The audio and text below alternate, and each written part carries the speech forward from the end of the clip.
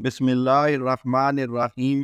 حضرت ابو سعید خدری رضی اللہ تعالی عنہ سے روایت ہے کہ چند عورتوں نے رسول اللہ صلی اللہ علیہ وسلم سے عرض کیا، مت آپ سے فائدہ اٹھانے میں ہم سے آگے بڑھ گئے ہیں، اس لیے آپ اپنی طرف سے ہمارے لیے کوئی دن مقرر فرما دیں۔ آپ نے ان کی ملاقات کے لیے ایک دن کا وعدہ کر لیا، چنانچہ اس دن آپ نے انہیں نصیحت فرمائی اور شریعت کے احکام بتائے۔ آپ نے انہیں جو باتیں تلقین فرمائیں ان میں ایک یہ بھی تھی، تم میں سے جو عورت اپنے 3 بچے آگے بھیج دے گی تو وہ اس کے لیے دوزخ کی آگ سے حجاب بن جائیں گے۔ ایک عورت نے عرض کیا، اگر کوئی 2 بھیجے تو؟ آپ نے فرمایا 2 کا بھی یہی حکم ہے۔ صحیح بخاری حدیث نمبر 101۔ حضرت ابو ہریرہ رضی اللہ تعالی عنہ سے روایت ہے، رسول اللہ صلی اللہ علیہ وسلم نے فرمایا، وہ 3 بچے جو گناہ کی عمر یعنی بلوغ تک نہ پہنچے ہوں۔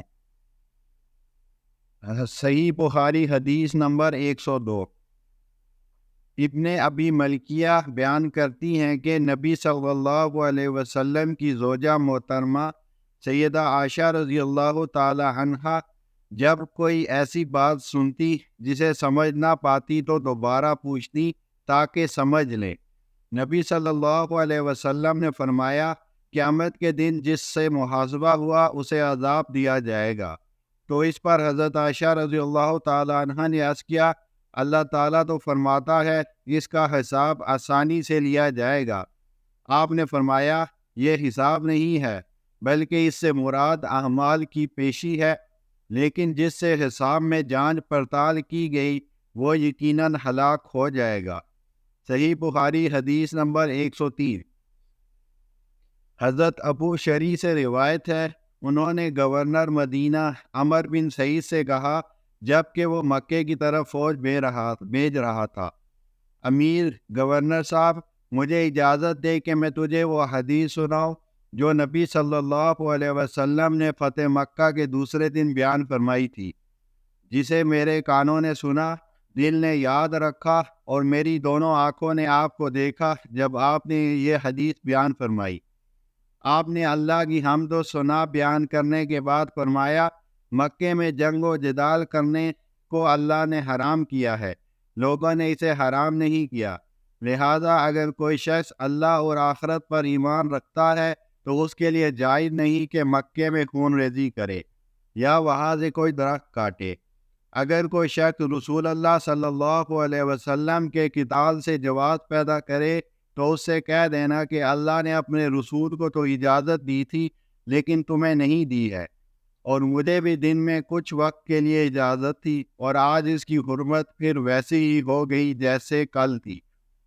جو شخص یہاں حاضر ہے اسے چاہیے کہ غائب کو یہ خبر پہنچا دے۔ حضرت ابو شریح سے پوچھا گیا، عمر بن سعید نے حدیث سن کر کیا کہا؟ انہوں نے فرمایا، عمر نے کہا، ابو شریح، میں آپ سے زیادہ جانتا ہوں، بلا شبہ مکہ کسی گناہ گار کو پناہ نہیں دیتا، نہ کسی کو قتل کر کے فرار ہونے والے کو اور نہ چوری کر کے بھاگنے والے کو۔ صحیح بخاری حدیث نمبر 104۔ حضرت ابو بکرہ رضی اللہ عنہ نے نبی صلی اللہ علیہ وسلم کا ذکر کیا کہ آپ نے فرمایا، بلا شبہ تمہاری جانیں، تمہارے اموال۔ محمد بن سیرین کہتے ہیں، آپ نے یہ بھی فرمایا، تمہاری عزتیں تم پر اسی طرح حرام ہیں جس طرح تمہارے آج کے دن کی حرمت تمہارے اس مہینے میں ہے، خبردار حاضر غائب تک یہ بات پہنچا دے۔ محمد بن سیرین فرماتے ہیں، رسول اللہ صلی اللہ علیہ وسلم نے سچ فرمایا، ایسا ہی ہوا۔ آگاہ رہو، جواب دو، کیا میں نے فریضہ تبلیغ ادا کر دیا؟ آپ نے ایسا 2 بار فرمایا۔ صحیح بخاری حدیث نمبر 105۔